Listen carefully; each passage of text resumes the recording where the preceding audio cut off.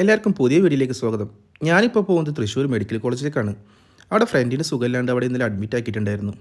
അപ്പോൾ പോകുമ്പോൾ വൈഫ് മോനുണ്ടെന്ന് പറഞ്ഞു. അപ്പോൾ വീട്ടിൽ ഫുഡൊന്നും ഉണ്ടാക്കിയില്ല. പോകുന്ന വഴിക്ക് എവിടെയെങ്കിലും കയറി കഴിക്കാമെന്ന് പറഞ്ഞു. അങ്ങനെ തൃശ്ശൂർ മെഡിക്കൽ കോളേജ് എത്തുന്നതിനേക്കാൾ മുമ്പായിട്ട് ഒരു 4 കിലോമീറ്റർ മുമ്പായിട്ട് കോലായി എന്ന് പറഞ്ഞ സ്ഥലത്ത് ഒരു ഹോട്ടൽ കണ്ടു. അത്യാവശ്യം നല്ല തിരക്കുണ്ട്. അപ്പോൾ നേരെ അവിടെ കയറി. ഹോട്ടൽ നിള എന്നാണ് പേര്. നല്ല വിശപ്പുള്ള സമയമായിരുന്നു. പക്ഷേ കയറി 5 മിനിറ്റ് മുമ്പ് തന്നെ അവർ വാഴയിലൊക്കെ കഴുകി വൃത്തിയാക്കി കൊണ്ടുവന്ന് വെച്ചിട്ട് ഓരോ കറികളും വിളമ്പാൻ തുടങ്ങി. സാധാരണ പുറത്തുനിന്നൊക്കെ ഫുഡ് കഴിക്കുമ്പോൾ റിവ്യൂ ഒന്നും നോക്കാറില്ല. അത്യാവശ്യം നല്ല തിരക്കുള്ള കട നോക്കിയിട്ട് കയറും. അപ്പോൾ അവിടുത്തെ ഫുഡ് ഒട്ടും മോശമാവാറില്ല. അപ്പോൾ കറികൾ എന്തൊക്കെയാണെന്ന് നോക്കാം. ഒരു തൈര് കറി ഉണ്ടായിരുന്നു. തൈരും ഇഞ്ചി പച്ചമുളക് കൂടിയിട്ടുള്ളൊരു കറി, പിന്നെ അച്ചാർ നാരങ്ങയാണ്, പിന്നെ ഒരു പയറുപ്പേരി, പിന്നെ ഒരു പരിപ്പും പയറൊക്കെ കൂടിയിട്ടൊരു കറി, പിന്നെ നമ്മുടെ അവിയൽ, പിന്നെ പപ്പടം ഉണ്ടായിരുന്നു. പിന്നെ ഞങ്ങൾ സ്പെഷ്യലായിട്ട് മീൻ വറുത്തത് വാങ്ങി, കൊഴുവായിരുന്നു.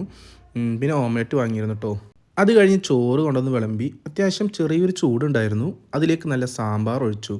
നല്ലതെന്ന് പറയാനേക്കാളും നല്ല തിക്കുണ്ടായിരുന്നു. വെജിറ്റബിളൊക്കെ കുറവാണ്, പക്ഷെ നല്ല തിക്കുള്ള സാമ്പാർ. കാരണം സാമ്പാർ അടിപൊളി കഴിഞ്ഞാൽ ഊണ് അടിപൊളിയായിരിക്കും. അതാണ് മെയിനായിട്ടെന്ന് പറയണത്. അപ്പോൾ ആദ്യം തന്നെ സാമ്പാർ കൂട്ടിയിട്ടൊന്ന് കഴിച്ചു നോക്കി. സാമ്പാറും ഒരു കഷ്ണം പപ്പടം എടുത്തിട്ട് ചോറിൽ നല്ല പോലെ കുഴച്ചിട്ട് ഒന്ന് കഴിച്ച് നോക്കി. വിചാരിച്ച പോലെ തന്നെ സാമ്പാർ നല്ല ടേസ്റ്റ് ഉണ്ട് കഴിക്കാനായിട്ട്. വേറെ വെജിറ്റബിളൊന്നും അതിലില്ല. ഒരു മുരിങ്ങക്കായ ഉണ്ടായിരുന്നുള്ളൂ. പിന്നെ കൊഴുവ ഫ്രൈ എടുത്തിട്ട് കഴിച്ച് നോക്കി. നല്ല പോലെ ക്രിസ്പായിരുന്നു. ഒരു പ്ലേറ്റിന് 80 റുപ്പീസാണ്.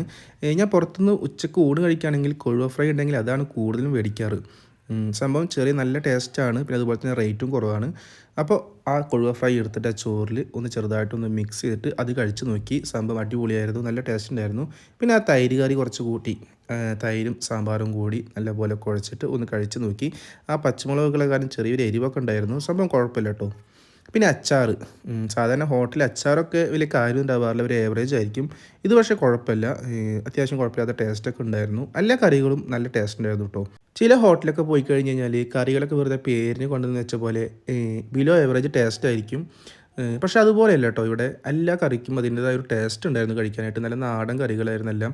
പയറുപ്പേരി ആണെങ്കിലും പിന്നെ അവിയലാണെങ്കിലും എല്ലാം നല്ല ടേസ്റ്റ് ഉണ്ടായിരുന്നു. സാമ്പാറും തൈരും എല്ലാം അടിപൊളിയായിരുന്നു കേട്ടോ കഴിക്കാനായിട്ട്. ഒരു പ്രത്യേക ടേസ്റ്റ് എല്ലാത്തിനും ഉണ്ടായിരുന്നു.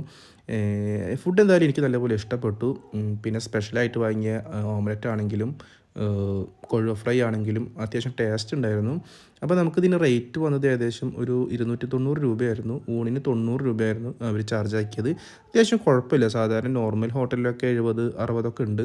ഇത് വാഴയിലയിലുള്ള ഊണായതുകൊണ്ടാണ് തോന്നുന്നു 90 രൂപ ആക്കിയത്. പക്ഷേ കറികളൊക്കെ ടേസ്റ്റുള്ള കാരണം നമുക്ക് വലിയ കൂടുതലായിട്ടൊന്നും തോന്നിയില്ല. അവിയലാണെങ്കിലും നല്ല ടേസ്റ്റ് ഉണ്ടായിരുന്നു കഴിക്കാനായിട്ട്.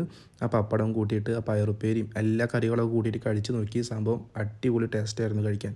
ഞാൻ നല്ല പോലെ തന്നെ ഫുഡ് ആസ്വദിച്ച് കഴിച്ചു. പിന്നെ അവസാനം ഒരു പായസം ഉണ്ടായിരുന്നു. അത് പഴം പ്രഥമനാണെന്ന് തോന്നുന്നു. നല്ല ടേസ്റ്റ് ഉണ്ടായിരുന്നു കഴിക്കാനായിട്ട്. കുറച്ച് മധുരം കുറച്ച് കൂടുതലായിരുന്നു. എന്നാലും സംഭവം അടിപൊളി ടേസ്റ്റായിരുന്നു കഴിക്കാനായിട്ട്.